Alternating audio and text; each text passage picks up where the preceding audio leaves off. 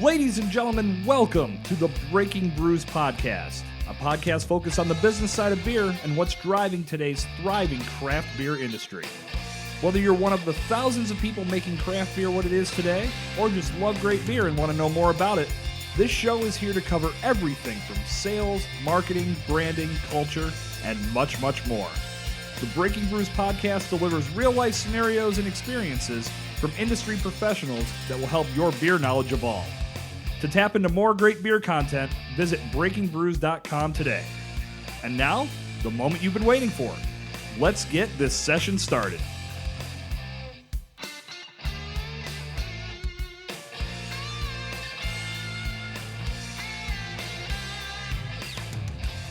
Ladies and gentlemen, welcome back to the Breaking Brews podcast. I'm your host, Jason Sircone, and you are strapped in for session 20 of the show.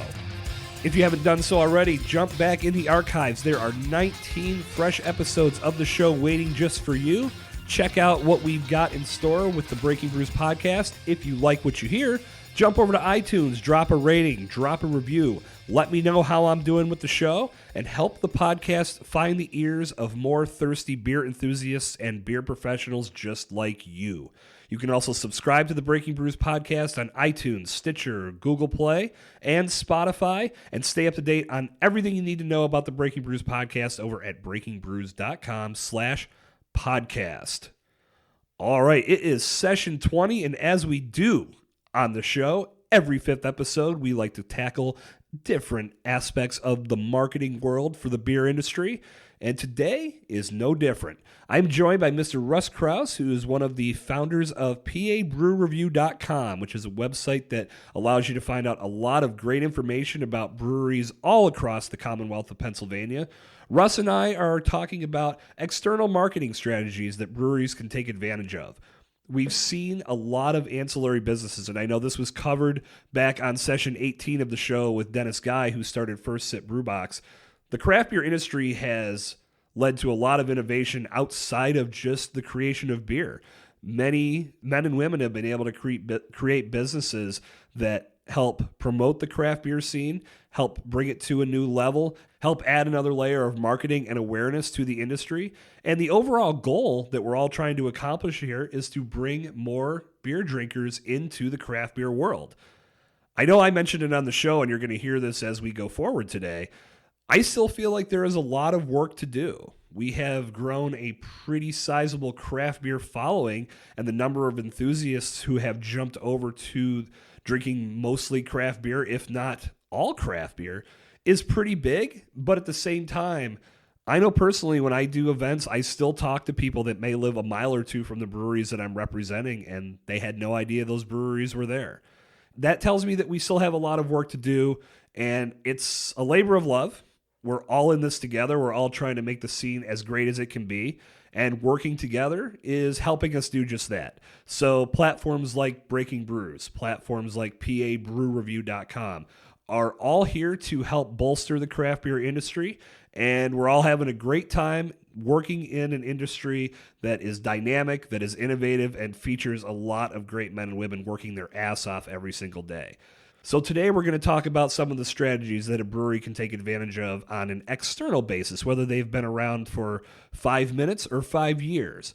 There's a lot that a brewery can do to add new layers and new avenues to help a consumer find their brand, and we're going to talk about some of those today. So Russ had a lot of great points and a lot of great insight, and they've really put together a great platform with pabrewreview.com. You can check out the website if you haven't done so already. I would say wait till after the show because we have a lot to talk about here, and you're going to learn a lot. It's going to make you more excited to check out what Russ and his partner put together over at their site.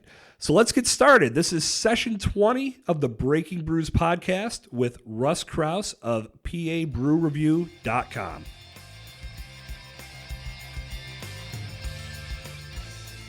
All right, boys and girls, welcome back to another installment of the Breaking Brews podcast. As always, I am your host, Jason Sircone.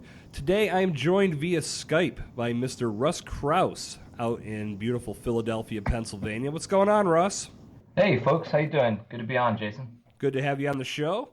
As I mentioned in the opening of the show and previewed on the end of last week's episode of the Breaking Brews podcast, for us Pennsylvania beer drinkers called pabrewreview.com. Hopefully you've had a chance to check that out before we got into today's episode. But if not, no worries. We're going to talk more about it today, and you'll have plenty of opportunities after we get done chatting to check out what Russ has put together. And in relation to that website, we're also going to talk about external marketing strategies, how brands can utilize these to bolster their brands, and also talk about influencer marketing as well. So before we get started, Russ, I wanted to talk a little bit about you. So give us some more venture into craft beer and what led you to put PA Brew Review. Sure, thanks. Yeah, it was more I felt out of necessity. It wasn't something that started where I wanted to start a business or a website or anything out of it. But for my primary job, I travel the state, have different things I need to do, finish up, late morning, early afternoon, look for somewhere to go. I'm not going back to the office. I want to stop by a local brewery. And I started realizing it was exceedingly hard to find somewhere that was really a consolidated source of it. On Facebook, you could try to click around on a brewery's website, but the truth was at Tuesday at 1 o'clock, it was hard to figure out which places were open, which could serve you food, where you could get some work done on Wi-Fi.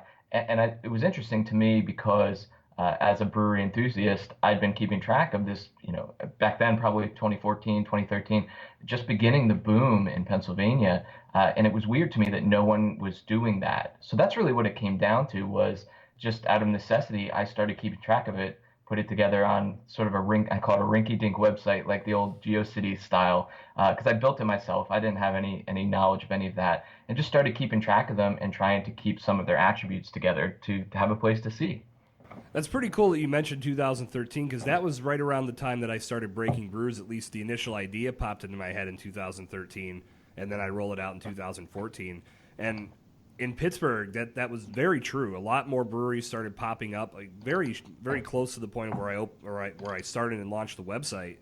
We had Grist House and Brew Gentleman and Hitchhiker Brewing all open up within 1 month of each other, and that was something that we've experienced statewide. Surely over in Philadelphia, you saw the exact same thing, and that's something that's been from one end of the Commonwealth to the other. Yeah, and 2014 was the first year, for further back than I know, for decades and decades, where more than single-digit breweries had opened in the state, and then obviously from there, it just exponentially exploded to where last year we had 82 different locations open, and we track, just for anybody who's really nuanced out there, we track locations rather than brewing companies. So when Iron Hill opens up a new location, or when any of the breweries open up a new spot, we count that as a new brewing location, even if it's not a new brewing company, just because it's another place that we track to go drink some great beer. So that's awesome. Tell us about your website. What can we discover as beer enthusiasts when we visit your website? Yeah, so we tried to make the website as all-inclusive as possible. So we include, first and foremost, we include every independent craft brewery that exists in Pennsylvania on the website. So we're excluding Goose Island, we're excluding BJ's Brewhouse, which does not brew in Pennsylvania.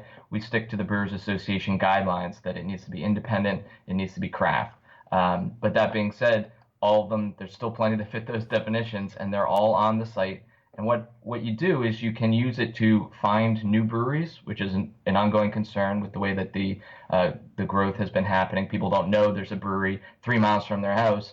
It opens up somewhere smaller, discreet. You don't notice it. So you can use the map to discover new breweries. You can also see things about breweries that you either know about or maybe even have been to and just weren't quite sure. Do they allow dogs? Is it okay to bring the kid there? Oh, do they do events? Maybe they'll have live music on a Saturday night. Maybe I want that. Maybe I don't want that, right? As somebody who's going to a brewery. And that's sort of what, again, sparked the whole thing. Was I wanted to know when I was first brewery hopping in between work, is I wanted to know what I was going to get, because I had specific things that I needed. I needed to eat lunch somewhere, so I needed to know that. And what we've expanded it to, we track 28 different attributes of each brewery. And what we've expanded it to now is we want to give them, a consumer, a complete idea of what they're getting. Is this a big place, a small place? Is this a place that's going to have more likely to have kids running around? Is this a place where you can go order one of 20 different beers that will be on tap? Or is this a place that has 3 or 4 beers and specializes in sours? right? That's a Right. completely different experience. And that's what we're trying to show people. And we think that there's a lot of different ways people can approach it on the site to get them what they're looking for. I think a great approach that you've put into practice.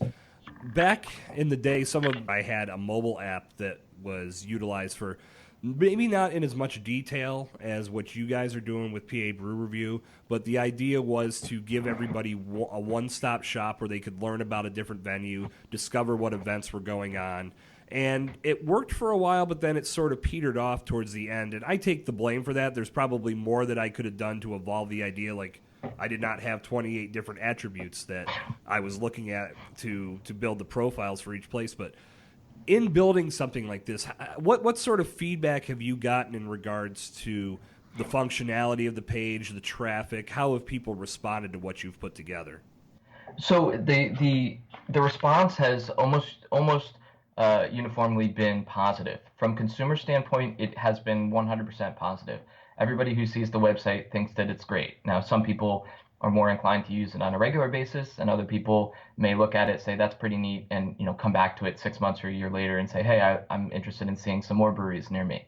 There are some of us, probably most of the people who listen to your show here, who I would use it every single day as a consumer. That's why we put it this way, that it has so much information, that it is this ongoing source of it.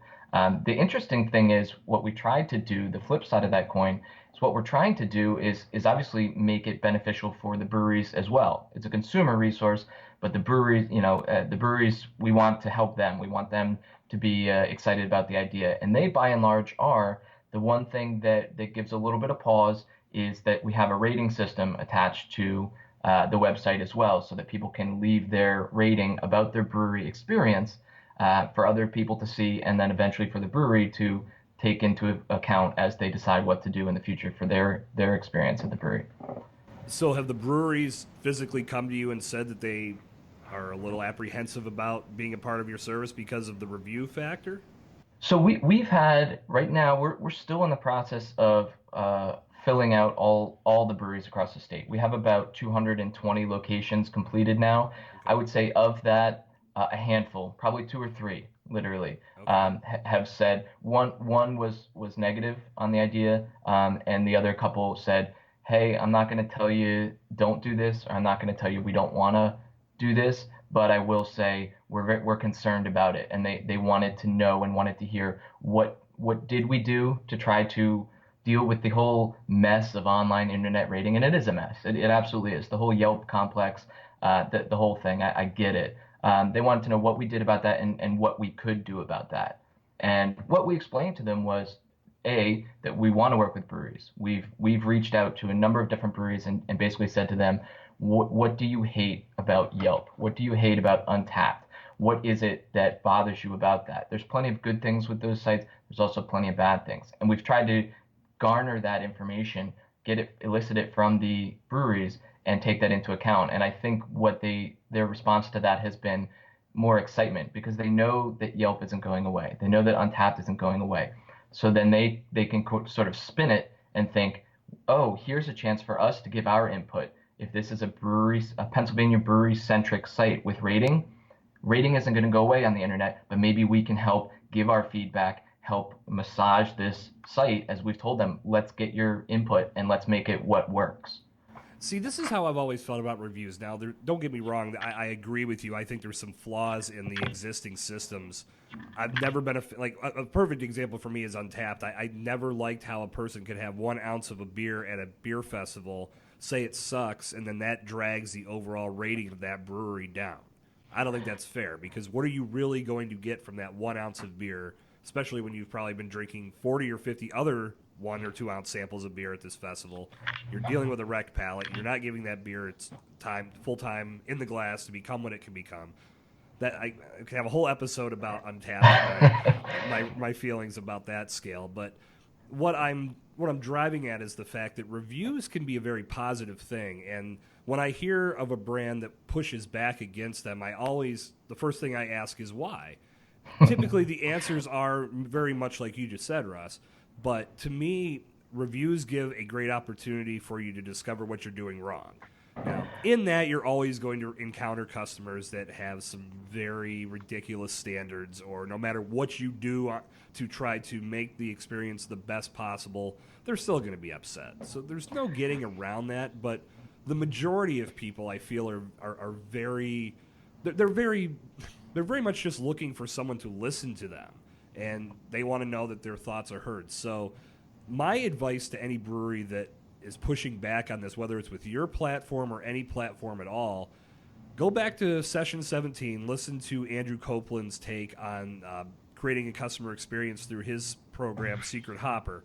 He gives a lot of great tips, and we talked about a lot of great advantages to building a good experience within a brewery taproom. But the overarching theme is do not let reviews scare you. Get the most out of each one, whether it's coming through your platform or whether someone sends you an email or goes to Facebook or Yelp, whatever the platform may be. There's a lot of value to be gained from getting that feedback, and helps you determine where you can make some improvements.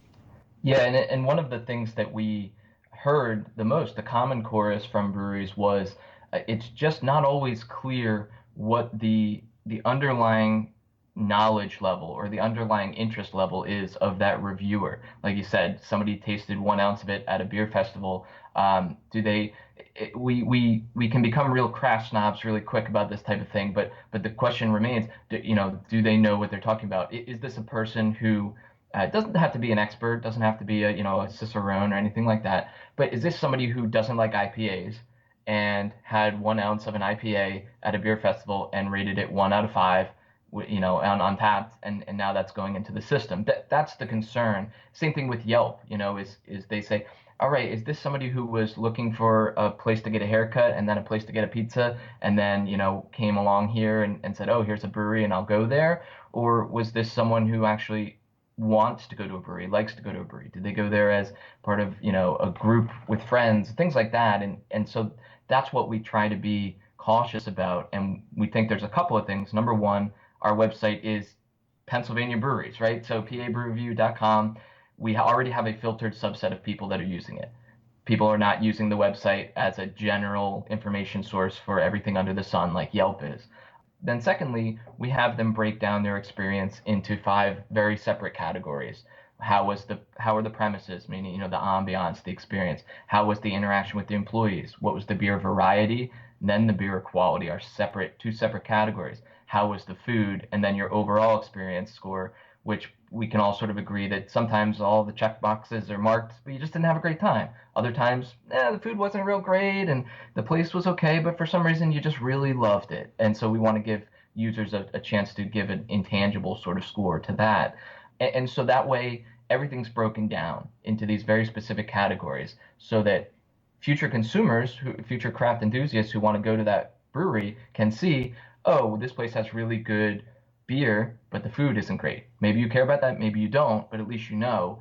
And then vice versa for a brewery, they can see, oh, well, people rated us 3 out of 5, and that's a perfectly fine score, but we're really good on employee interaction, but really bad on premises. So your staff's going A+, but maybe your space needs a little more light, or it needs, whatever it may be. And we think that that's helpful to the breweries. And what's going to happen is that eventually we're going to be able to analytically pick apart which of those categories most closely correlate with the overall score, right? That intangible score. And what we found in our beta testing over a smaller sample size of a couple hundred ratings was that the closest indicator to a high overall score was not the beer quality, right? The most closely correlated was actually the premises score. And so what it indicated was that a cool space, a cool vibe could overcome average beer. It couldn't overcome bad beer, right? Let's not oversell this idea, right? The beer quality is still very closely correlated, but vice versa, you could have pretty good beer, and if your place just was really not that enjoyable, people didn't have a good time, they were less likely to think of it positively when they left. And again, let's not oversell it. A certain level of excellence in your beer is going to be able to overcome a lot of things, but just above average beer didn't necessarily have the clout that you'd hope it would if you're a brewery. I think with the amount of breweries that we have now, and this has been talked about here on the podcast before, there are so many options for the consumer to say, man, this place just isn't for me, or they did this wrong. I don't have to go back there because there's another brewery right down the street. I Yeah, can check them they're all out. over. Yep. Yes. And as Andrew, you mentioned Andrew from Secret Hopper, 100% on board with what they're doing. I think it's great, and I think at the risk of sounding condescending, because I think he's ahead of us in this race, he understands. He's got it absolutely right in terms of the experience. And people ask a lot of times, like, what are you guys trying to compete with Untapped when they talk about PA Brew Review? And I say, no, not at all. Untapped is great for rating beer and checking in your beer, but the brewery scene is about so much more than that now. Whereas I say it all the time, 5, 6 years ago, even, I'm not sure exactly how it was in Pittsburgh, but especially out here in the eastern part of the state, going to a brewery for the most part meant going to the back of an industrial park where there was a garage door open and 3 beers on tap and no chairs. And if you went and the beer was great, then it was worth it. If you went and the beer stunk, it was a huge waste because there was nothing more to the experience than that. And that all changed. We talk about that 2013, 2014, 2015 time period. That all changed. Breweries became a place to go and hang out and have fun and experience things. And that's what I thought was lacking. Not that you couldn't see what their beers were like on tap, but you couldn't see what it was going to be like to go there Right. and whether you should or not compared to the 5 other ones that may be within a 10 square mile radius of you. Yeah, we had very limited amounts of breweries here in Pittsburgh before that time frame, and then the boom just it was just a rush from there on, and everybody pretty much adapted to that frame of we're going to have a tap room where people can come and sit and enjoy beer that was brewed 30 feet from the tap and from where they sit now. It's really transformed the game. We did have a few breweries like Penn Brewery is one of the oldest in the state that has been serving food and beer, I think, and that was one of the first Tide House in the state. Right. And they continue to do great things to this day. So we had a little bit of a model to look at here in Pittsburgh, but yeah, for the most part, there was not a lot of that nice, warm, convivial taproom space that you see everywhere now. Yeah, and let me be clear, credit where credit's due. We had some of that in Philadelphia as well. Dock Street was around in the Yeah. 80s. Philadelphia Brewing Company, and then ultimately Yards. Notting Head was in the city. Yeah, there was some of that brew pub type thing. But yeah, the whole craft beer explosion is like I said, it really came from, I think, really awesome to watch the expansion of that idea is that it hasn't been uniform. As soon as this idea came along that breweries can be so much more than just going in, having some sips, and leaving, all these breweries started going in all sorts of different neat to see that it's not just this one rut that everybody's saying, oh, we can get bigger now, so we're going to get bigger in exactly this way. Some places have gotten bigger but remained small in a relative sense. Other places have huge, sprawling warehouse-like places now, and everything in between. It's very cool to see the diversity of it. Absolutely. And it gives everybody something new to do. I think we've talked about this before too. Loyalty is a different thing now. I think people are more loyal to craft beer as a whole versus one specific brand because they are going to look for a good experience. If you go someplace and have a good experience once, you can file that away and say, hey, we were just there 2 weeks ago and it was awesome. Let's go back and take more people with you the second time around. And Right. that continues to build upon itself as time goes forward. The question, and we won't dive into this because this is a little off topic, but the question is going to be is as the saturation continues, which it appears like it will for the short term anyway, will people settle down from that mindset and say, okay, I know that these are the 3 or 4 most enjoyable experiences near me. Now I'm just going to rotate between those ones. Or is it going to continue to be that reaching out of new brewery here, new brewery there, let's go to this brewery. I haven't been there, or it's been a long time since, and just that constant cycling through of breweries. I'm guilty of it as much as the next person. I have some locally that I will patronize more than others.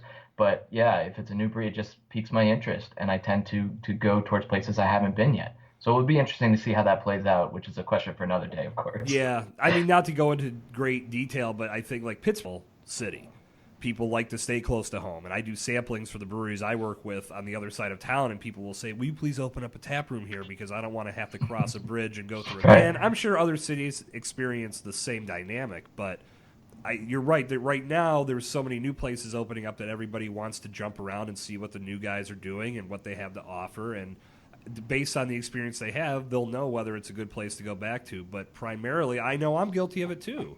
I like to hit the breweries in my neighborhood just because they're in my neighborhood. And I don't. Some of my favorite breweries are 45 minutes to an hour away, but probably see me a little bit more just because I can walk home if I need to. Right. And So that's one of the nice elements of the craft brewing mindset and the principles behind it is that there's such collegiality. You go there, you know you can expect to more often than not see an owner or a brewer right there going to come out and shoot the breeze and it's just nice getting to know them. A lot of things that sure if you're a regular at a bar, right, you might be able to pull up a stool and they say you want the regular Tom. Yeah, sure, the waitresses may know you, but you never feel like, hey, that like you're drinking something that's made thousands, possibly miles away at most bars, and you don't really ever feel that sense of camaraderie. So I think there's something more to the local craft breweries where you can really feel like you're connecting. But it's like I said, it's such an expansion now that people are still in that excitable mode where they well, what about this other one though? I could go down and see John and what is he brewing at my local place. But there's this new one that just opened up 5 miles down the road, et cetera, et cetera. we're never going to not be able to find a good beer, I think might be the moral of the story here. I'll take that. That's a great moral. You recently just received a grant from the state to amplify your site, so congratulations on that. Pretty Thank you. I big appreciate news. that. What do Uh, you intend to do with that money to put it to good use on your site? so the grant actually came. We received it, and my years are going to be off. We received it in 2018, right? So it's been for a while. It was the first round of grant funding that the state had put in place for the brewery grants. They had been doing the wine grants for a year or two prior to that, and they put out the grant. Frankly, I mean the grant was the kicker between was I going to keep running the website as somebody who was just doing a build your own thing and trying to keep it up to date and seeing what happened versus actually making it something really comprehensive and really worthwhile. So we've used most of that grant money already to make it what it is now. Okay. I have a partner, Matt Nurjeski, who does all of the back end developing work, who made this incredibly beautiful, incredibly user friendly site. I can't take credit for any of that. And so, yeah, we've used it for that. We've used it to help get the word out to breweries, to help get the word out to consumers, things of that nature. It was really something that basically said to the state, here's our idea, here's why we think this matters, and here's what we think we can do with it. And they said, yeah, here's essentially startup costs. So, we didn't get any money in our pockets or anything like that from it, but just the hosting costs to have it up and running. So I think I'm looking at the date now. I think that the grant period actually runs out at the end of this month. So whatever we haven't spent, we'll do a spend down for that type of thing. And then after that, it's just a matter of continuing to ramp up engagement and getting the breweries involved. So people ask all the time, okay, well, we tell them you have to create a user account to really get the full features of the site. And they say, oh, okay, well, how much does that cost? And our idea was always that this should always be free to consumers. I think it's important to us that consumers have this resource and that nobody twists their arms into using it. But then the question comes, of course, well, how do you pay for it once that grant money runs out? So what we do now is we have the events calendar I alluded to before. I should mention, we actually just listed our 10,000th event for PA breweries in the last 6 months. So It's a busy state. That's it's a huge. busy state and it's great. And we love being able to have all of that to put on the map because we know that consumers, we have it sorted, filterable and sortable so that users can come on and say, okay, I'd like to see some live music. Boom, you can sort by live music, by county, by individual brewery. You can really pinpoint down the type of event or the location of the event, that type of thing. But so we list all of them now for free. The idea is that eventually breweries will have a subscription model to continue listing their events on that. And the cool thing about it is because it wasn't ever intended to be an entrepreneurial thing. I didn't come out into this to start a business. Is that for me, it's a really simple thing. It's how cheap can I make this for the breweries? Because we love the site, we love the idea, we like what we've been able to do with it, and we just want to make it work more so than try to worry about making money as a primary goal. Obviously, it's a lot of work. Obviously, it's a lot of overhead for the hosting fees and things like that. So we'll make the money we need to, but we love, excuse me, we love the idea that we can go to a brewery and say, what's a comfortable amount for you as a brewery, and try to meet them at that number instead of saying, hey, here's our format, here's our number, meet it or hit the highway. We love that we don't have to do that, which Yeah. is main thing. So Do the breweries have to enter the events themselves, or do you guys enter them, or is it a combination of the two? well, eventually it'll be a combination of the two. So that'll be one of the discussions of price point, is that if we'll have a back door that if the breweries want to enter their own events, they can save some money on their monthly costs. But right now, and as indicated, if the breweries don't want to do it themselves, we'll keep doing it for them. So we do it now. We'll keep doing it for them. Again, like I say, it's an overused cliche, but it's a labor of love. I was going to say It, that seems like a lot of work to keep up with 300 plus breweries in the Commonwealth and all the it events they're is. all doing every day, every week. That's a lot of work for nothing, man. Yeah, I well, should say so for nothing might mean for like minimal income. right, and it is, and it's funny because I'll say that to a brewery, right? When they sort of give you the squinty eyes when you first meet with them or this that, and sort of think, what are you up to? Why are you in this? What are you trying to squeeze me for? And they try and read you.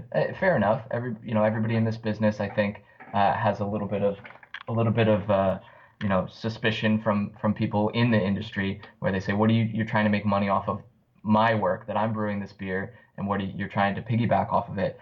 And so it's always nice, and I'll tell them that, and they'll say, okay, how does this work? What do you want? And I'll tell them, I don't know any other way to explain it to you other than for the last 6 months, for years and years before that, when I was building it myself, I've just done this because I think it's a cool thing to do. I think it's an important thing for craft beer enthusiasts, and I'm just really into it. And that's when they sort of stop and they say, you put all these in yourself? I said, yeah, every single day. I do what I can to keep it as up to date as possible. It's not always as up to date as possible. Somebody's going to go on there now and fact check me and be like, wait a minute, you don't have this event or that event. It's humanly impossible. So I'll concede loss on that one. But yeah, I do as best I can. And I think that's when the breweries sort of say, oh, okay, so you're here because you're excited about this. You're not here because you see a tidal wave in the economy and you're trying to put a surfboard down.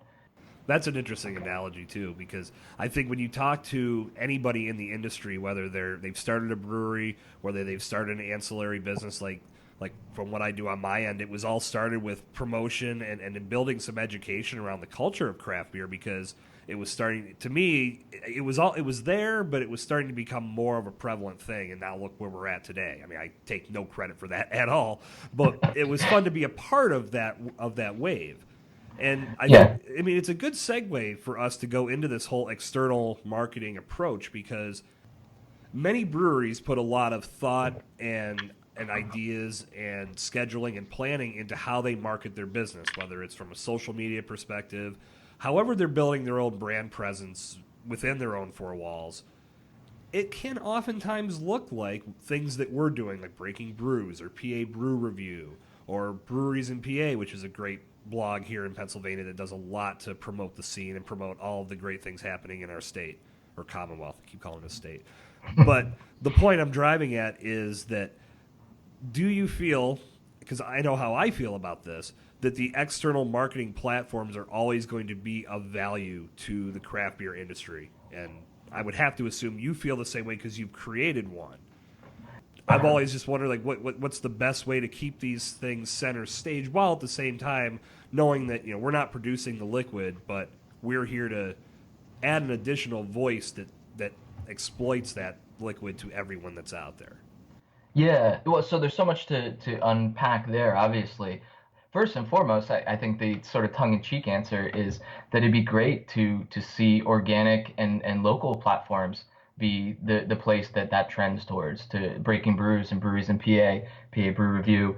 Imagine if a brewery didn't feel like handcuffed to Facebook events or to Instagram or those types of things. I don't dislike those platforms; they work for what they are. But that's sort of drifting back to the same Yelp complex thing, is that they're just behemoths. You go on Facebook to read your crazy aunt's political theories versus going on Facebook to find out about the newest can release for a brewery. There's just so much there. It's not tailored for that type of thing. It works well enough, and breweries have learned how to use it well enough for that, and credit to them for it. But yeah, I mean, I say tongue in cheek. It'd be nice if it were true, but I think that the local and organic platforms really have an opportunity, and the breweries should be jumping on that type of thing. You mentioned, of course, I'm biased. I'm one of those local organic Right. platforms, right? But to your earlier point about how you take no credit for helping the wave along just because you happen to be around the time, it's a nice humble thing to say, but I think honestly that's the greatness of it is that again another overused cliche these days. The grassroots idea of it was that craft brewing had the people who made the beer, which let's not understate their importance, right? Right. But it had the mentality. It had I always sort of say the character, the principles, the integrity, that camaraderie to it. And I think that people overestimate that there was any one singular cause that moved that along. I think that people like you doing, breaking brews, people, just the ones we've talked about, breweries in PA or PA Brew Review, are newer to the scene, but plenty of original content that was coming and helping push that wave. I think that's the thing. I don't think anyone could go back and find one large or singular thing. I won't get too far into Sam Adams and Dogfish Head, but guys like Jim Cook and guys like Sam Calagione, they, of course, are pillars that helped move that along. You could point to them. But I think it was just all the, no offense to you or anyone, all the little people on the ground, metaphorically, going through and pushing everything through. And so I think that's why, to come sort of full circle, is I think that's why breweries have done a really good job of using whatever platform they're using to carve out sort of a personality almost, right? Or a culture for what they're trying to do. And they're using those platforms for that, but they're also using their physical space for that a lot more than they used to. And that's, again, something we're trying to capture when people are looking for what experience they're going to get. I look at how media has evolved overall, and this is something that when you think back to the earliest days of when you and I were both starting our platforms, media was more limited. I don't want to say limited to what you got from your local newspaper, but there wasn't as many resources like Instagram accounts and podcasts and blogs and websites that are pushing information out there almost on a daily basis that will help promote the scene. This is where I feel the value can be found in these external approaches is by partnering with companies like a PA Brew Review or a Breaking Brews or one of the many companies that does this type of thing on a daily basis. It can only lend more credibility to your brand to know that there are other outfits that are out there that are looking at what you do, they're seeing value in it, and their idea is to promote it to a massive audience. And that was how when this iteration of the Breaking Brews podcast came along, I was looking at the craft beer scene as a whole and felt that there's a lot of value in having conversations with someone like you, Russ, that is bringing something to the table that can help the beer scene. And ultimately, when a listener stumbles upon this podcast, the idea is that they're finding something that not only enhances their knowledge of the scene, but can help bolster their brand in many cases or help build their own brand in many cases. So that was really the inspiration behind Breaking Brews back in 2013. And as we are now in 2019, it remains steadfast that the approach is to help the community in any way possible with as many different platforms and ideas as I can possibly put out there. And that's what is so great about the explosive growth in Pennsylvania is with breweries is that it's as a segment now, it's $1 billion with a B industry in the state Commonwealth, and it garners its own attention now. You talk about a newspaper, right? So could you imagine in early 2000s a beer podcast, right? I mean, podcasts weren't a thing, but a beer radio show or something like that Yeah. was just regular. I'm sure there were some out there in their little niche, but now it's its own just huge industry. There are enough people interested in it, enough people involved in it, enough people benefiting from it, that it creates its own category of news media essentially, right? There are magazines, trade magazines, podcasts, and that's sort of, to go back to the social media platforms, that's what's so nice about something like Instagram is you're curating your feed to focus on what you want to see, right? You can never do that with newspapers. You could, you have to flip through the whole thing just to get to the sports section or just to, Right.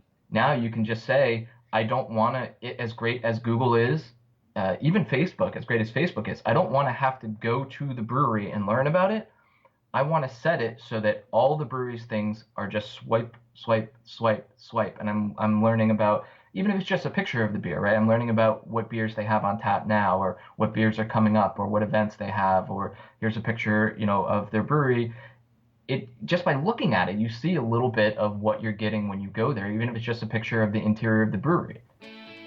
The Strip District is one of the most historic areas in the great city of Pittsburgh, and no visit to this always hopping area of town is complete without a stop at the Beer Hive. Located in the heart of the Strip on Penn Avenue, the Beer Hive features a constantly rotating craft beer draft, bottle, and can selection for you to enjoy each and every day, plus daily happy hours, special events, and much, much more. The Hive has also recently rolled out a new food menu too, so make sure you come hungry and enjoy all the good eats they have in store for you. Plus, grab your home stock of pickles courtesy of Pittsburgh Pickle Company, as well as a jug of Briny Mary, a Bloody Mary mix infused with Pittsburgh Pickle Company brine. Perfect for those morning cocktails when you don't want to leave the house. To learn more, visit www.thebeerhive.com today and check them out on Instagram at thebeerhivepgh. I think it lends itself very much to what society has become in regards to on-demand, wanting things instantly. If there's an extra 2 clicks that I have to do with my thumb, I'm going to go to the service that gives me 1 click with my thumb and gives me what I want.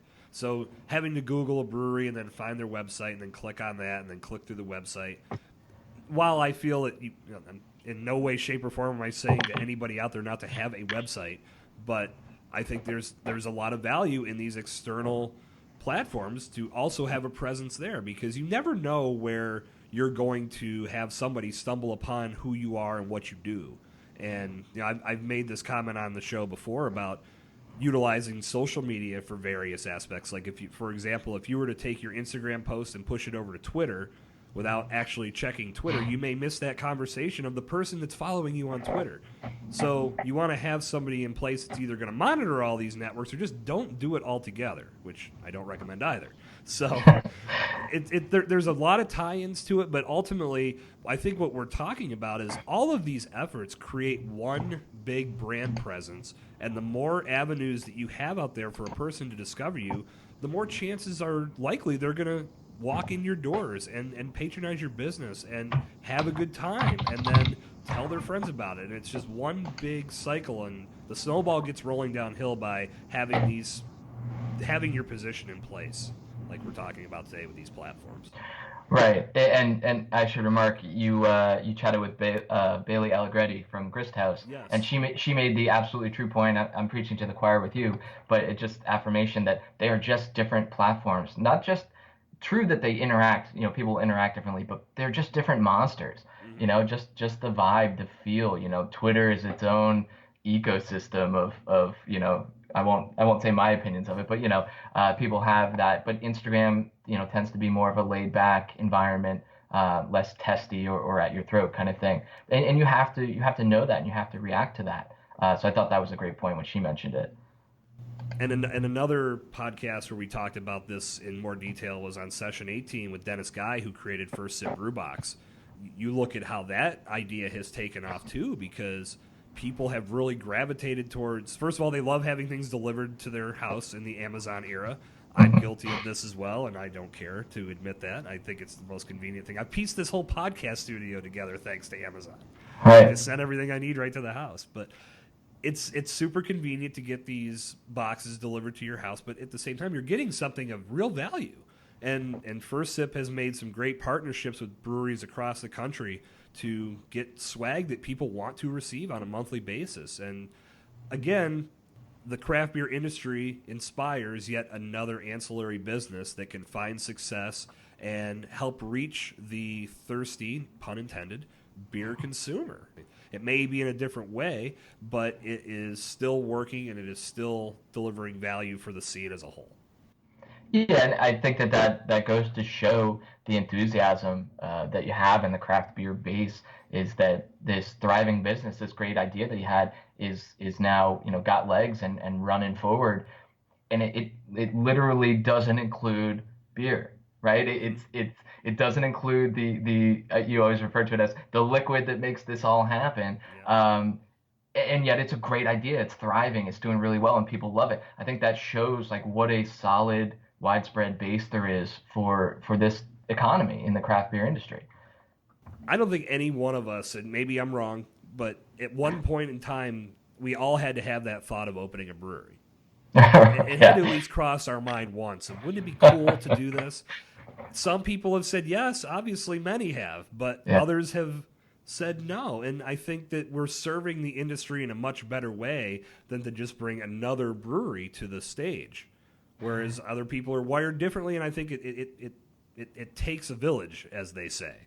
And sure. all of us working together can make the scene grow. Because I still subscribe to the belief that we have a lot of work to do. There are a lot of consumers out there that are still discovering craft beer. They're not quite sure what it is. How is it different than what I've been drinking my whole life? I still talk to people that I'm 2 miles from the brewery I'm representing and pouring beer for them, and I'm talking about this brewery, and they didn't know it was in their neighborhood. It's like, my gosh, I live a mile from there. My Yeah, comparison has always been, well, if someone opened an arts and crafts store a mile from my house, I probably wouldn't know about it either because it's not in my wheelhouse. So I get it. But that tells me we still have a lot of work to do. And again, going right back to what I said before, the more outlets that we have out there that will help a consumer learn, the better it's going to be for every brewery out there. yeah, and exactly along those lines is that's what we try to do with our map, right? So that people can just see what's out there and then dive more into what is it, what's that experience like, what details do they have. But what we've run into a lot, just anecdotally, as someone who's in breweries a lot, there are a lot of people, for the most part, in my experience, they've tended to be middle aged and older, but a lot of people who are not super wild about craft beer in the way that you and I are, right? If you handed them a Miller Lite, they'd drink it and be like, "This is fine." And if you handed them an IPA, they'd drink it and be like, "This is also fine. I enjoy both of these," which is fine, right? Don't get me wrong, but they just love going to breweries for the environment, right? They just know they want to go out and have a beer, right? The beer itself, for a lot of people, not the majority, but a lot of people, is almost secondary these days to the brewery experience, right? And as somebody who has children, I can speak to some degree about that, right? Is that I will drink beer that I don't like quite as much at a brewery that is kid friendly Yeah. because guess what? Otherwise, I wasn't going to be able to go out and drink beer at all, Yeah. right? So, the brewery that I know that has incredible beer but maybe isn't kid friendly, guess what? I'm staying at home that day instead of drinking that brewery's beer because, if I'm with the kid, that's just how it is. Good beer doesn't change that. Instead, I'm going to go to a place that the environment fits and the beer is fine. I'll drink it and it's fine. We've alluded to it a couple times as we've been chatting throughout this episode, and the fact that it's all about the experience. It's not just about the liquid. It's not just about the food. It could be a combination of things. Many people will visit a brewery just if it's the brew pub or if they have a good food truck in the house. They're not going for the beer. They're going to eat. And maybe they'll have a beer, but maybe they won't. Maybe they'll have a water. Maybe they'll have a cider or a mead or something else that's on tap. The beer, obviously, very important to any brewery's sustainability, but at the same time, that experience is just as important, if not more so, because you're going to be reaching a lot more people with the experience that you deliver. Yeah, Iron Hill. I don't think you guys have Iron Hills out by you. No, we don't. I know you're aware of them Oh, yes. because they're everywhere in multiple states now, but especially in eastern Pennsylvania. And they've built their, I won't call it an empire, but their chain on that by having just a great restaurant. They have a very significant focus on food. They take it very seriously, and they run it that way. And the beer is great, but a lot of people will go there just for the restaurant aspect of it, and then again, same thing, have a beer along with it, Yeah. right? They didn't come for that beer necessarily, but they're going and getting restaurant service, and then the beer's there, so they drink it because they want a beer with dinner. So they've really been a great example, I think, of that type of thing where you can have a non-beer centric approach. And I don't want to overstate it. Iron Hill has GABF medals coming out the roofs of their buildings, right? So that their beer is great, but by focusing just as hard on the other aspect, they've been able to put a really broad base out there. And I can guarantee you that every single day at their restaurants, a pretty significant chunk of people either have never tried craft beer before or didn't even know what craft beer necessarily was or didn't even know that Iron Hill was a craft beer place, but knew that it was a nice place to go out to dinner. And they're guaranteed turning those people over day after day after day to people that said, hey, we came for a nice meal. I really enjoyed that beer though, and starts thinking more about, oh, craft beer. Maybe that's something I want to seek out in and of itself now. And that's great. I think it's wonderful. I'd have to believe that every brewery, every business day has at least one consumer that comes to their doors that is either completely outside the craft beer world, never had one, or maybe just getting started and is looking to discover new beer. And hey, I had a friend tell me this place is a spot I should come. I think that goes right back to the experience as well, and having a staff in place that's going to treat the novice consumer just as importantly as the experienced consumer, to make sure that when they come in through those doors, they're enjoying themselves and they're having a great time and they're enjoying the product, while at the same time they can leave and say this experience was awesome, because you don't want someone going home and saying, that beer was good, but those people were assholes. I don't want to go back there again. Or the flip side of that is, well, those people were great, but that beer sucked. So Right, there right. has to be that balance between the Right. two. But again, we've been hammering on this experience aspect throughout the whole episode. I think it's because of the importance of it, and this is just another way of looking at that. Right, and people, it's been surprising to see how people approach it, and the idea that the craft breweries are, like you said, the experience. But again, this whole Yelp mindset has been around far before the Pennsylvania craft beer boom. And people say Sure. I had a bad experience at a restaurant, right? You go to a restaurant, you think of the ambiance, you think of the experience, how was your server, that type of thing.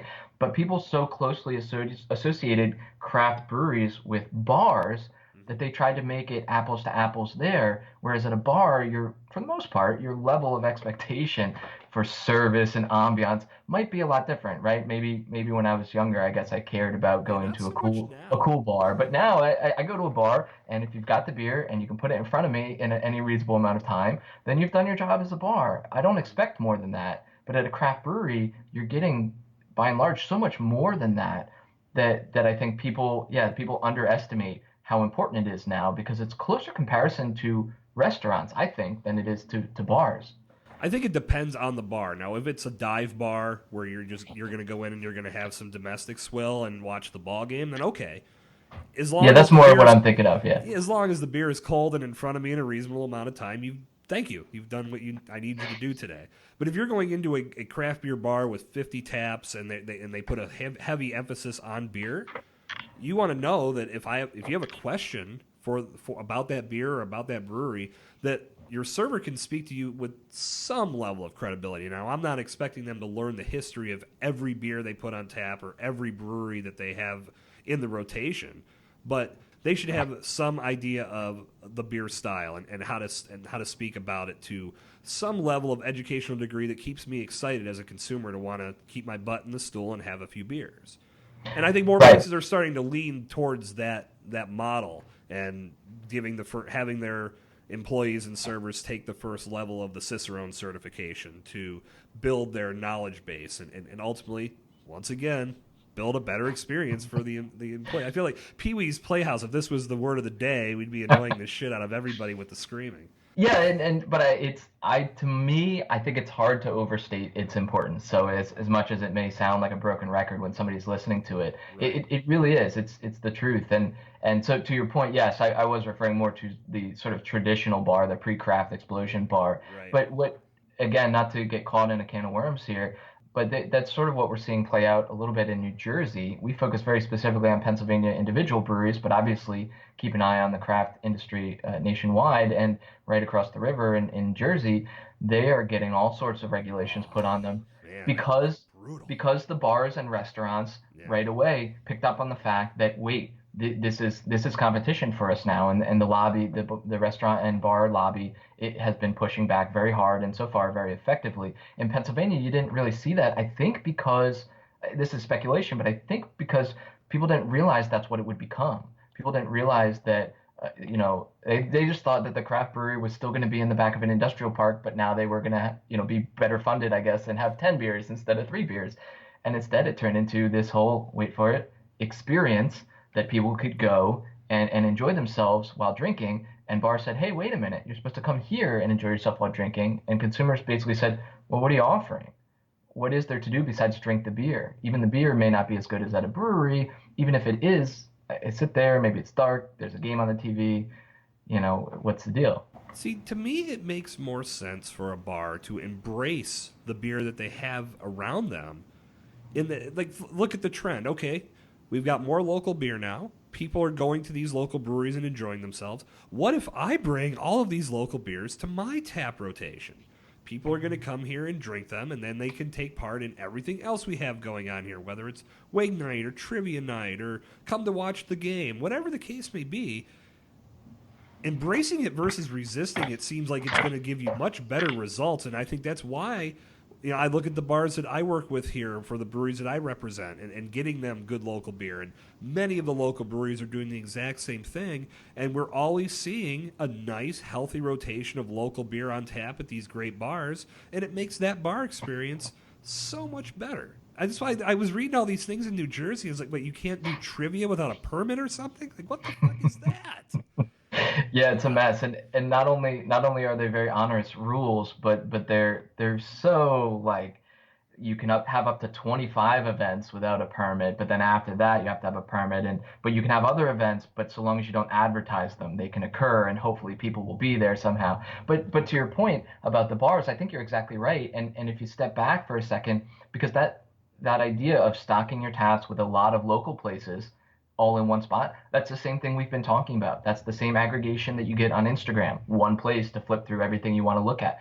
And that's what we try to do with PA Brew Review, right? One place, so you don't have to go off on wild goose chases all over the internet to find this information. And I think that's the exact concept, and it would work great. It's worked great for many bars in Pennsylvania, as you said, where, okay, I can decide now, do I want to go to 3 or 4 different breweries in a day where it's going to take all day and you have to worry about driving, or do you have to Uber because you're at breweries, versus sitting for an hour and a half, 2 hours, and trying 3 or 4 places that you wouldn't have been able to physically get to otherwise. I think it can be a balance between the two. I'm not always going to do one or the other, the bar versus the brewery trips, but I'll probably mix and match it enough that that brewery is going to be, or excuse me, that bar is going to be successful. A lot of the bars here in Pittsburgh have taken the local beer scene, put it center stage, and ultimately it serves as almost a billboard effect to where your tap is lined up with 6 or 7 or whatever the number may be of other breweries in Pittsburgh. And if you're showcasing good liquid, it gives that consumer more incentive to want to come check you out, because if they're, especially if the servers are saying, "Oh yeah, like I've been there myself," or I've heard great things, whatever the case may be, if they're doing their part to help put out a good word about who you are and what you do, now they have the liquid to prove it. It makes more sense. Hey, I want to go check these guys out. I can have 10 of their beers straight from the source. And typically, if they enjoyed one, they're gonna, there might be a couple that are out of their wheelhouse, but for the most part, they know you're doing good product. They're gonna sit down and enjoy it in your tap room. Right. And I think that I won't pretend to know the distance, but I think there's a certain distance where that is extremely powerful, right? Because you have people, if you're distributing those kegs to bars in your neighborhood or even just your greater neighborhood area, right? Those are people that are around. Those are people that are in the area, right? And so whether it means that they come to your brewery exclusively after that, that's a home run, right? But even if it's just something where they come by every so often to your place instead of just always going to that same bar, yeah, I think it's a win-win for everybody. And I'm sure breweries have had to consider how they balance that in terms of, their market, their business is selling beer. Part of selling beer is putting it in a keg and selling it to a business, Right. right? So they want to know how best to make that a symbiotic environment for them. A lot of, and I know the breweries that I work with, we're doing on a more small scale distribution approach, because they're just not producing the volume that a massive production brewery can do, that is going to distribute nationwide or statewide or whatever the case may be. Our focus is on the accounts that are going to treat the beer well. People are going to be able to come in and enjoy it, and we know the servers are going to do a good job representing it. Knowing we're not there to represent it ourselves, but we know this place is going to take good care of us, and the beer is going to turn over quickly because they're making recommendations for it. And we have many bars in Pittsburgh that we work with that do just that. And it's great because we want to make sure that we're getting them supplied with good, fresh, local liquid. And on the back end of it, we want to make sure that it's being represented well. And many places have proven that that is the case. So New Jersey needs to get on board. No, it's interesting, and it's been impressive and encouraging to see the, I don't want to say outrage, but outpouring of voices in New Jersey. And I think ultimately the consumer is going to wind up with the last say. It's going to take a Yeah. lot of pushing because, as we all know, lobbyists and lobbies and everybody that's up on the Capitol in Trenton with access to the lawmakers and the consumers are not necessarily directly involved. But I think the indirect outpouring of support for the tap rooms, and they're going through the same explosive growth that Pennsylvania has seen, which is why it's surprising to me that New Jersey hasn't looked to Pennsylvania and seen what a boon it has been. The boom in the economy, everything Right. going up and up. I mean, you look at the hop farms that have opened up. You look at the all the malteries, the malt houses that have come around, and then even just downstream stuff like distilleries opening up next to breweries and the cider thing, and then First Sip Brewbox comes along, and right these just it's multiplying in its effects. I'm surprised New Jersey didn't take a closer look at that. But then again, the cynical part of me says maybe they did take a closer look at it, but their interests lie elsewhere. I don't know. I mean, I know we've actually talked about it in more detail than I would have expected to, but we could probably do a whole podcast about that. Oh It's yeah. crazy. Oh yeah. That's But it's a whole big. I mean, when you talk about a state like New Jersey, geographically not too huge, but there are a lot of people in New Jersey, yeah, and I think that it's going to be in some ways, I would guess, a bellwether to see how that turns out for how other states will deal with it when they're still we're spoiled. We were a little later to the game in Pennsylvania than some states were, right? But as it stands now, we're pretty spoiled in Pennsylvania. It's easy to forget that there's still a lot of states out there that still have the very draconian alcohol laws and oh that still have yes, very prohibitive small business regulations and don't have the brewery boom. Hopefully, I say dot dot dot yet, right? But right. I think how New Jersey goes is going to dictate how a lot of them go in that fight between the restaurant and bar lobby and the craft brewery boom. So yeah, you're right. It's a whole other barrel of monkeys, but it'll be very interesting to watch it play out. No doubt about it. Well, let's get ready to wrap up here, Russ. Let's talk briefly about the whole influencer market. Now, do you consider yourself an influencer? Yeah, so there's a loaded question.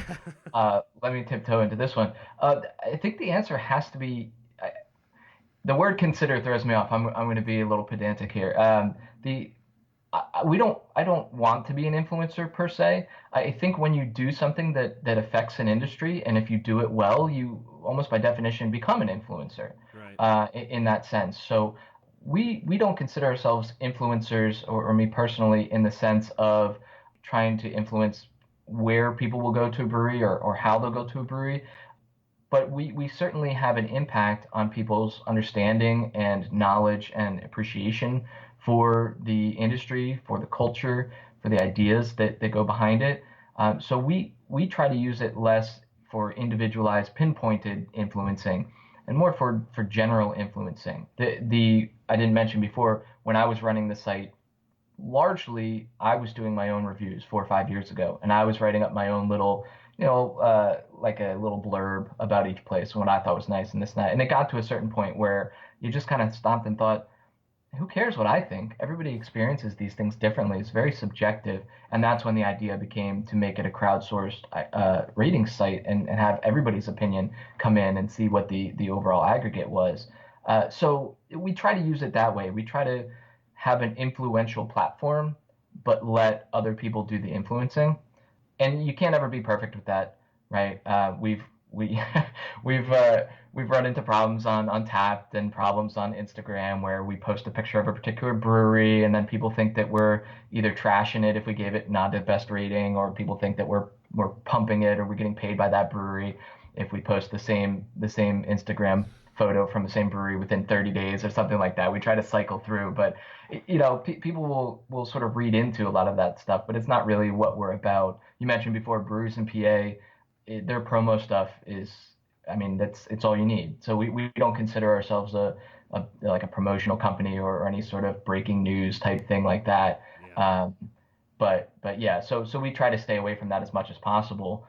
But to what I'm assuming is your greater point, I think there's a great place for it. I think there's room for it in the industry. I think there are benefits to it in the industry. The only thing I would say is is it somebody who is just posting a picture on Instagram every day holding a beer, or is it somebody who actually either knows what they're talking about, has some sort of creative content or some sort of educational content, right? It just thinking from a consumer standpoint, I want an influencer to be somebody who's excited about more than just here's a picture with a logo on it. You know what I mean? I agree with you. Yeah, there's some I don't even know any off the top of my head. Not that I would say anyway. But there are definitely some where it's just and often it tends to be the sex sells Right. type of account. And it's a shame because first of all there are a lot of incredible craft beer enthusiasts who are women and who have great accounts and do these things, right? This is not supposed to be a blanket comment on that, but guys too, a picture of a beer with a motorcycle, day after day after day after day. That's not an influencer to me. And as a brewery, I would say you have to be careful about who you're picking because again, going back, you're trying to curate a culture, you're trying to curate sort of a brand personality, right? And so who you're connecting with shouldn't be bland, shouldn't be uninformed. It should be somebody that fits with whether you have an energetic vibe or an educational vibe or a funny vibe for your characteristics. You want to get somebody who really fits that instead of just here's a person who has followers and posts beer. It's one of those things that I don't fault anybody for going onto a platform and utilizing it to whatever degree they want to. It's First Amendment. Use these platforms the way you wish, and I think that Right. we're seeing it with it. It's not just on the sex sells accounts. This is on accounts as a whole. The barrier to entry to do a lot of these things is minimal to none anymore. Look at what we're doing right now. We're recording a podcast that can be amplified out across the state, across the nation, to all the states and countries that are listening to this show. Technology has evolved to the point where we're now able to do these things. Like you used to have $1 million radio studio and have the proper equipment and personalities, and then it went out when they said it went out versus having it on demand like a podcast is. So all of these things to me, it's a fascinating subject, and there's no way we have the time left to really dig in and unpack this as much as we possibly could. It's something that I off the air. This is something my girlfriend and I talk about all the time. The whole influencer market genre. If I might even be saying that wrong. I don't want to offend anybody, but a perfect example was I was at one of my accounts and I was taking photos, and a woman came up to me and asked what I was doing, and I told her, and she said, "Oh yeah, that's great. My daughter does a similar thing in California." I said, "Oh, what's she doing?" She said she's an influencer, which made me pause for a second, and I said, "Okay, that's great." And when we were done conversing and she walked away, I started thinking, I was like, "So are we calling this as an actual job now?" And that led me to look a little deeper, and there are many people that are doing this. Caitlyn Jenner is probably the biggest example. I learned that from the whole Firefest fiasco. Um, a lot of those people that they had putting out tweets and Instagram posts about that festival are just considered influencers, and that's it. To me, that was crazy, but I think it's just another example of the world we live in. That can be a thing if you do it the right way. And that's the thing. Yeah, you need to make sure a person can't get to that point. The users have to trust it, right? You can follow somebody on Instagram. I'm sure I follow plenty of accounts that I follow and it's fine. Mm, But to really feel influenced by an account, it takes a lot of work, right? They need yes. to build that up. They need to have a creative personality. They need to have good ideas. They need to present things in what, to me as a consumer, at least feels like a fair and unbiased way to be able to take their recommendations. So yeah, I have no problem referring to it as a job for the people that are actually doing it like a job. For other ones that tend to be more fast and loose with how they're doing it and just sort of plain pumping. You know what I mean? You're just pumping a product just because they paid you. That to me is kind of where the line gets drawn. And let me be clear, you said it before, and I just want to make sure that I get to say it. I have no problem with any of those accounts. So I talk about accounts where, doing sex sells with beer and just posting beer and motorcycles and just beer all the time. It doesn't bother me. I just think of it from a brewery's perspective, right? You have to be careful where you put your time, energy, and money. Mm-hmm. you may want to steer away from some of those accounts. I mean, maybe that's the direction you're going. Again, I'm stepping on toes here, trying to be as diplomatic as possible. But it's something that if you're really looking for an influencer campaign, if you're really trying to, you've got to align your brand, the character that you've created, the personality for your brand with what it is that these other people are doing, and have hopefully put the work in to cultivate that kind of thing. But I mean, you look at the PA Brew Review Instagram account, and we just post pictures. It's just a beer and a can next to it. So I'm not stepping on anybody's toes trying to say that they're not good enough at Instagram, because we're the last ones to talk about that. But I think it matters from a brewery standpoint a lot more. Yeah, and I've always felt that a consumer looking at the Breaking Brews Instagram account is going to get more value from the beer with the can versus me holding it with my smiling face. Who wants to look at that? That's a whole I other have no other discussion. assets that anybody's going to want to look at either. So Right. And we're the there will same be no exact same shifts in boat. content in regards to that on Breaking Brews Co. Instagram account. But go follow it. It's a lot of fun. All right, Russ, man, this has been great. Before we sign off, why don't you tell everybody how they can find PA Brew Review online and on the social webs? Yeah, so the username across all platforms is just PA Brew Review, and the website is pabrewreview.com. It operates fine on your phone, just like an app. It will actually be an app releasing sometime, hopefully later this year. So you'll have direct access to it on your phone. But right now, you pull it up in a browser on your phone. It's going to look exactly like an app, work exactly like an app. Check it out. I mentioned before that we have a user-based system, so you can use the site without creating a user account. But the extra things, such as the map, I didn't talk about all these cool little things people can go play around. You can filter the map based on any of the characteristics that the breweries have. So you want to see which breweries around you are open now and have outdoor seating and allow a dog and have TVs and have Wi-Fi. You can just filter it all through and see them. So having that user account makes it better. And the reason, boy, everybody, that's the number one question. Why do I have to create an account?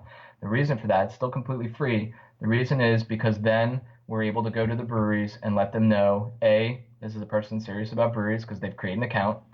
B, we need the rating system to have some sort of accountability.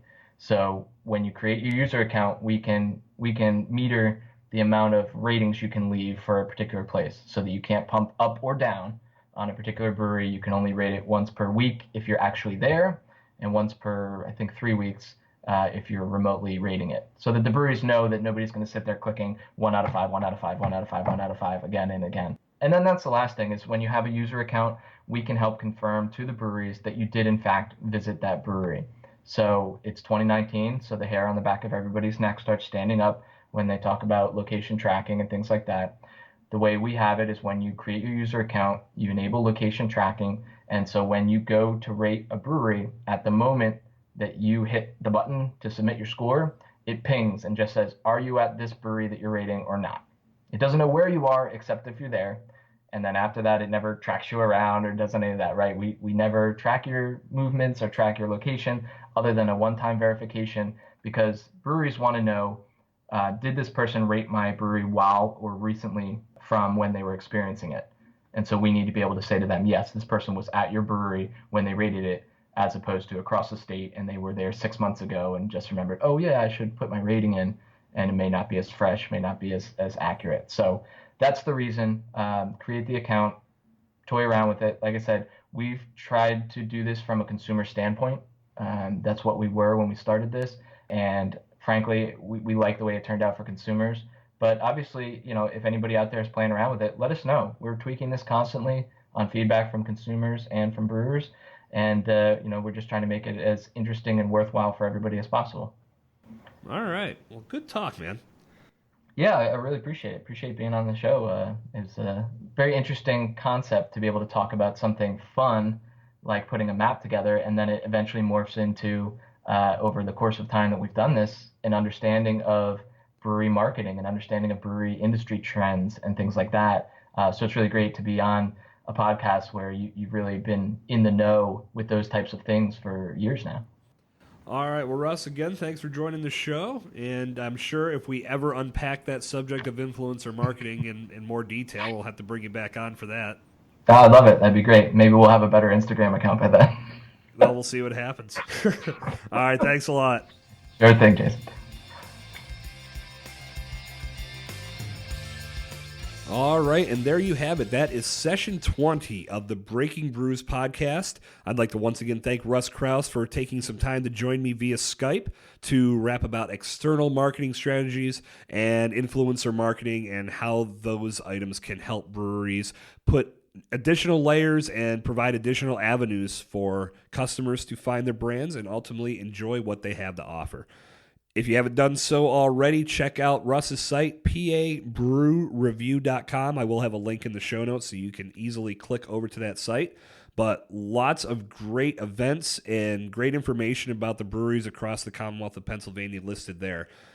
For those of you listening outside the Pennsylvania market, I would love to hear what sort of platforms and sites exist in your beer markets. Shoot me a message at jason@breakingbrews.com or feel free to share links via Twitter at Breaking Brews Co. or on Instagram and Facebook at Breaking Brews Co. on Instagram, or just look up Breaking Brews on Facebook. And I'd love to see what else is out there. It's always cool to see how these external platforms are growing and they're helping the beer scenes in their respective markets. And if it's something that's based in your city that's helping the beer culture as a whole on a nationwide or even global level, please feel free to share those as well. It's really cool, like I said, to see how these businesses have all been inspired and grown because of the craft beer industry. And as I said at the top of the show, we're all here to help each other, and we're all here to help this industry succeed and go further and further with every waking minute. So once again, Russ, thanks for coming on the show. And as we said, as we wrapped up today, when we decide to tackle the subject of influencer marketing, we will have you on the panel to join us for the discussion. So now that session 20 is in the books, the number chart tells me the next episode is session 21. We'll be back with you next week with another fresh interview, and I'm once again going to be joined by the star of Session 1, Zach Morrow, the owner and head brewer at Noblestein Brewing Company, will once again be coming on the Breaking Brews podcast, and he's going to talk to you about what it takes to go from home brewing to pro brewing. There's a big jump when you go from brewing on a small scale to brewing on a commercial level. There's a lot of ins and outs that you should know in regards to equipment and technique, and Zach is the man that is going to share that information with you. So if you are currently a home brewer and you're thinking about making that jump into professional brewing, Zach is going to share some information that's going to help you get there. So that is session 21 coming your way next week. Gives you 7 days to jump back in the archives and catch up on any episodes that you may have missed. If you like what you hear, drop a rating, drop a review, let me know how I'm doing. Share an episode with a friend, tweet it to the world, put it on Instagram, let them know you're listening to the Breaking Brews podcast. We want more listeners on this show, and you can help by spreading the word through your social media networks. Thank you in advance, and if you like what you hear, jump over to iTunes, leave a rating, leave a review, let me know how I'm doing with the show, let everyone else know why they should be listening to the Breaking Brews podcast. Until next week for session 21, my name is Jason Sircone. We are going to sign off. As always, this has been the Word of the Port.